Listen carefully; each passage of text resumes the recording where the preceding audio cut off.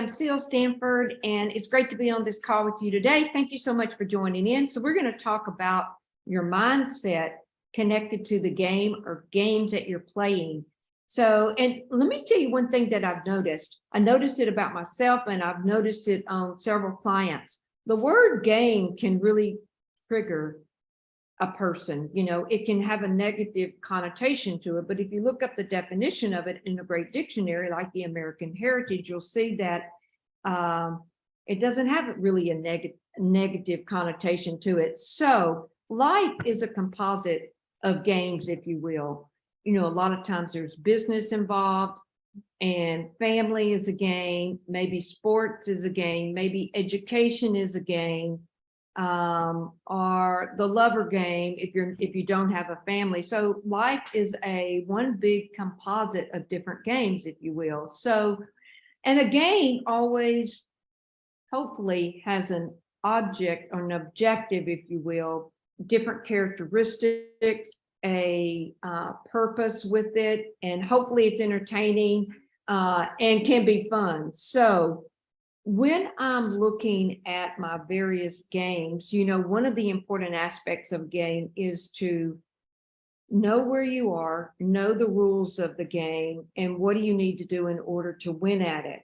And if you're not winning at it, stopping and inspecting it so you can choose whether or not to keep playing the game or the reason why you're not winning at it. So let me give you an example. So recently, I work out at the gym 3 times a week minimum. 4 times I'm elated if I make that goal. So that's my ultimate goal, to work out 4 times a week. And I was noticing that something was off and I couldn't pinpoint it. And the manifestations that I was experiencing was I started to get bored, and but I kept at it, if you will. I started to get bored, and I wasn't wanting to play anymore, but I wasn't willing to give up the benefits that I had seen from working out 4 times a week, because it's a lot of benefits for me, not just physically, but releasing stress, staying in a good, super great frame of mind, if you will. But again, I was losing. So I had a chat with a good friend of mine who knows a lot about nutrition. And I had been noticing that I was craving sweets a lot more than I normally do. That is my sweet spot, craving sweets. And that is something I like to have at least once a week.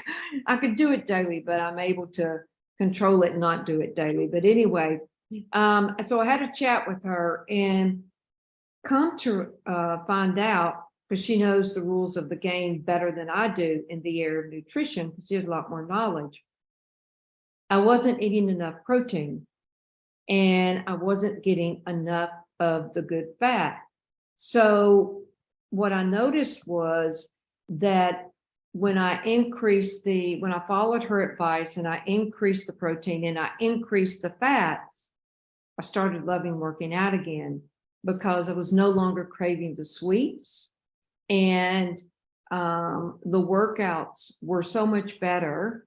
And I actually, the boredom left, and I was actually able to increase because I do the machines, work on the machines, and then I also do the free weights. And so I was able to go up a notch on the free weights, although I knew that that wasn't the only thing that I needed to inspect.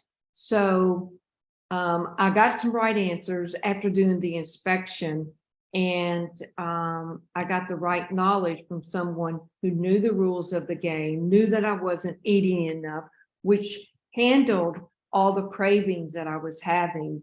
And now I'm back loving the game of working out, and starting to see, I'm starting to see some results just from making that one adjustment. Now that I think about it, the nutritionist actually made a comment to me that she could already see a difference in my body, even though I increased what I was actually eating, because I'm eating the right kinds of food. So that's an example of inspecting the game, inspecting your game. So if you're not getting your results or you start to feel bored, it doesn't mean that you need to leave the game or that if you're at mastery level, maybe you are at mastery level, but inspect it. And it probably will take, sometimes a lot of times it takes someone outside the situation to help you inspect that game and see what's off. When was it last going well? What is it you need to tweak? What needs to be changed?